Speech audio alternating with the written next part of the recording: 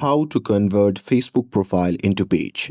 Hey everyone, welcome back to the channel. In today's video, I'll be covering the topic that says how to convert Facebook profile into page. So now without further ado, let's get started. So here, let me tell you the truth. So here is the thing. You cannot fully turn your profile into a page.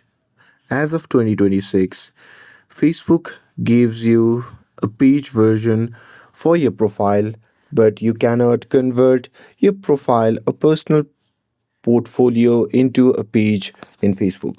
So, here, what you can do instead is simply create a page for your business.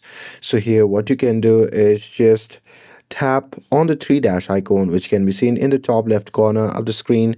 And now, here, once you're inside, just scroll down and tap on see more option, and after that you simply have to scroll down and tap on pages.